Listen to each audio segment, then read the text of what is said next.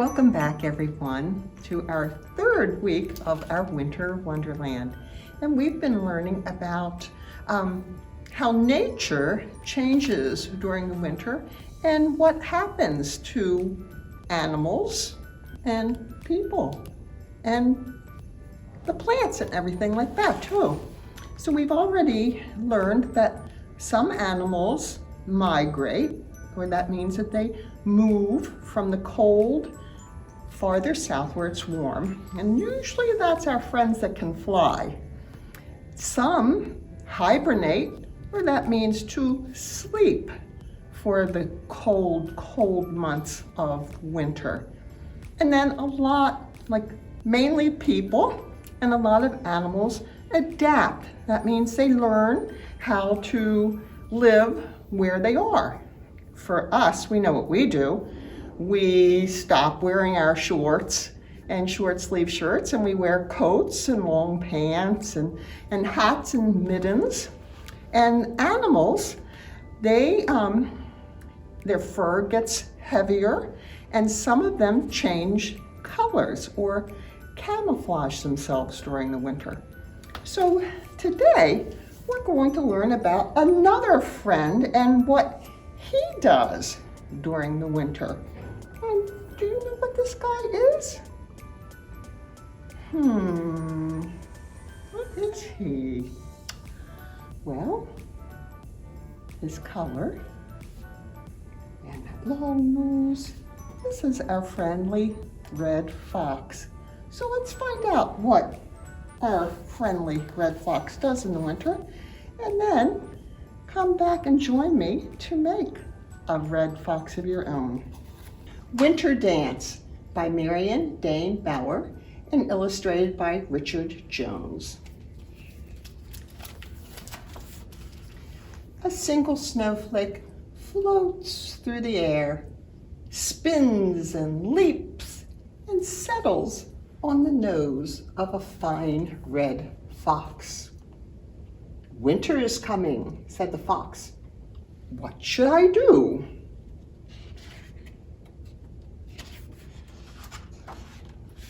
"I can tell you what to do," says a woolly caterpillar.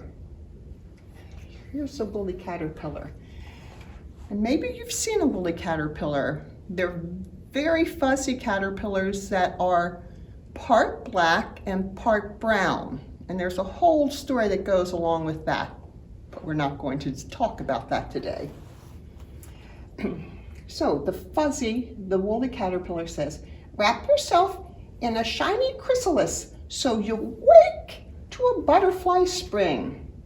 And the woolly caterpillar crawls away to do just that. "Oh, that won't do for me," says the fox. "I'm not meant to fly." "I can tell you what to do," a turtle calls. "Tip your tail to the sky and swim down, down, down to bury yourself in the slick, cool mud." And the turtle does just that.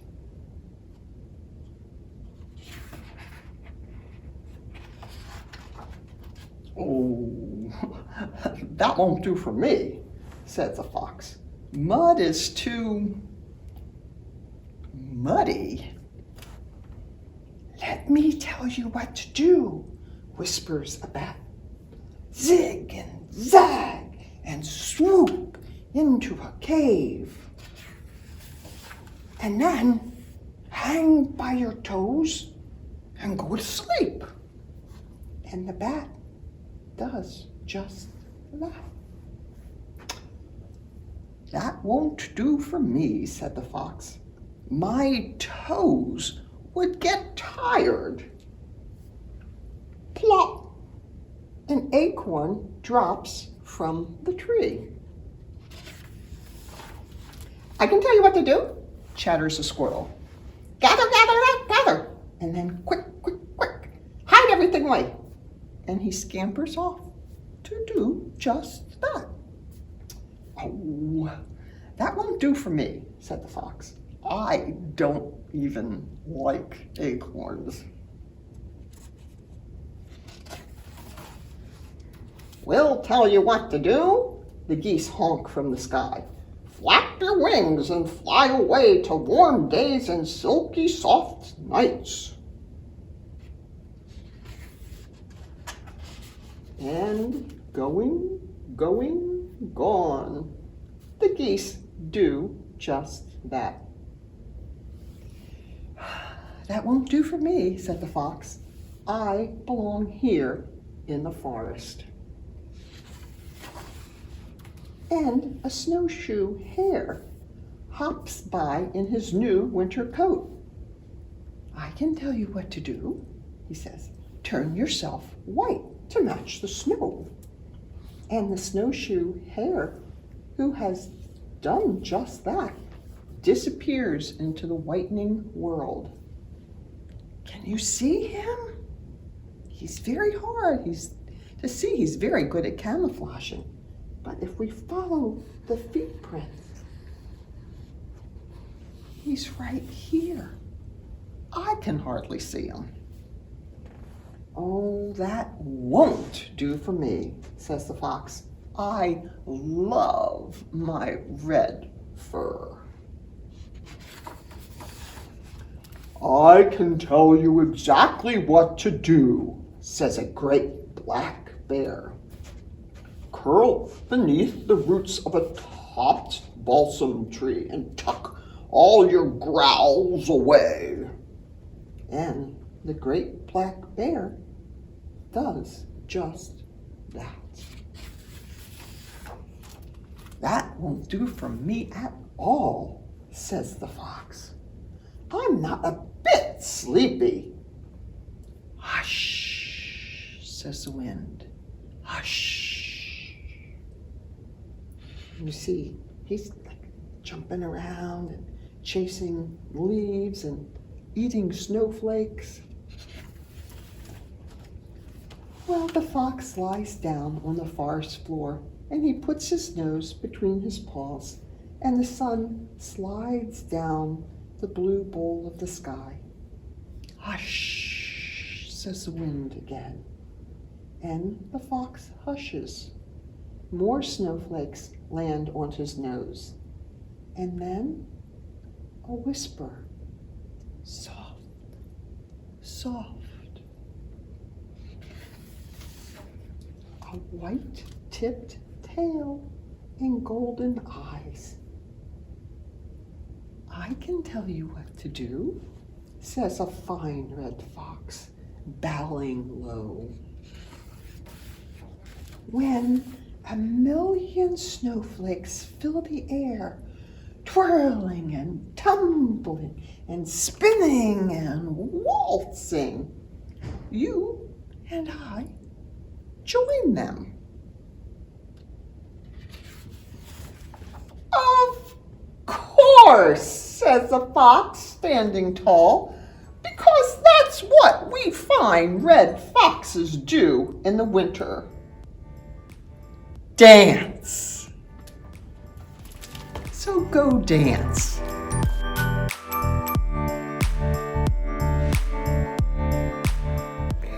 Welcome back. Look, I'm a fine red fox. And you say, oh, Miss Mary, you are not. That's just a mask. And you're right, it is just a mask, but I couldn't help myself. There, do I look a little bit more like myself? So today we read this beautiful story about a fine red fox and how he talked to other creatures in nature to find out what they did during the winter because he wasn't sure what he should do. And we found out he dances. And so today we're going to make a fine red fox. And I also made a little baby fox. And besides one being big and one being little, what's the difference? It's the color. The fine red fox isn't a red fox when it's just born. when foxes are born, they can, depending on what kind of fox they are, they can be anywhere from like a tan color to even dark brown or black. And then within a few months, they change into the color that they're going to be. Either the red fox or a gray fox or the Arctic fox has their own coloring. So in our bag, we are going to pull out what we need. And first we're going to find the paper towel roll. We're going to find an orange rectangle. And we're going to pull out this bag. And in our bag, we're going to find the orange thing that looks kind of like a feather, because that's their bushy tail. And we're going to pull out these two pieces of white paper. One that is going to be the white tip of the fox's tail, and one that looks like a heart, and that's going to be the fox's face. So these things, 1, 2, 3, 4, 5 things are in your bag. If you don't have a kit and you live in Salisbury, please come pick one up in our lobby. And if you are listening and you can't get to our lobby to pick one up, this is what you need: a piece of orange construction paper and some white paper. If you don't have orange construction paper, you can certainly color your white paper orange. And then also at home, you'll need a glue stick or white glue. And then for the face, either a marker or a crayon. And so it's very, very easy to make this really cute fox. So I'm going to move them over here for a minute, and I'm going to show you. If you're using a glue stick, you know that glue sticks dry really fast. So if you are using a glue stick, what you want to do is just glue part of it first, just a little bit, to get it on before it starts to dry. And what you want to do is line your paper up with the bottom, and then you're going to be wrapping it. If you're using a glue stick, you'll then be gluing a little at a time until you get all the way around to the end. If you aren't using a glue stick, you can go ahead and glue. And what you want to do is, besides opening the glue bottle, oh, Miss Mary, you want to go ahead and glue.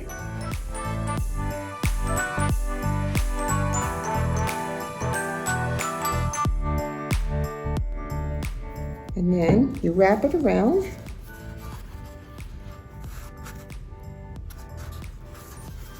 And you want to hold it shut for a minute or so, just to make sure that it dries shut. And then you have your orange roll. Then what you want to do is take the white tip, and remember, I've always said glue the small piece and then put it onto your bigger piece. So we're going to glue the white tip, and I'm going to go ahead and use the glue stick. It's just a small piece, so I go ahead and glue it, and then I match it to the tip of the orange and press down. And so here's my foxtail. See how quick that was? And now, how do I get it attached to the fox's body? I'm not going to do that yet. What I'm going to do is, you're going to see how I've pressed this down a little bit to make the fox's ears. And so I'm going to do that for you right now, just so you see how to do it. you're going to go to the top and you're going to press in. Take your fingers like this and press in. So it kind of looks like this. And then you're going to do the other side and you're going to match them and press them in. And so you get the head and the ears. He's looking more like a fox all the time. So then we're going to go ahead and we're going to make the face. And instead of gluing the face onto the body and then drawing the face, that would be very difficult to do. So we're going to draw our face first. And you'll see that my fox here, they have their eyes closed. So I think that I'm going to have this fox with his eyes open. So I'm going to take my marker and I'm going to start by making eyes. So let's make the eyes. And then you'll see that the nose is kind of like an upside down triangle. So I put that in. And then right from the tip where the triangle is pointing down, that's where I'm going to make the mouth. And if you know how to make a J, that's what you want to do first. Make a little J, and then make the backwards J. So there's the face. And so now you can take your glue stick and then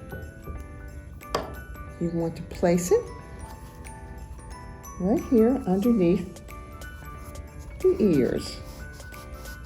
So now we have the fox, his body, his eyes, his ears, and so now we're going to go ahead and glue his tail. And so using the glue stick again, I just glue the very bottom, right across the whole bottom of it. And then I stick it on the back where the paper met. And I'm going to put it up at like a little angle so it looks like my fox is wagging his tail. Press it down. And there's my fox. Have fun making yours. See you.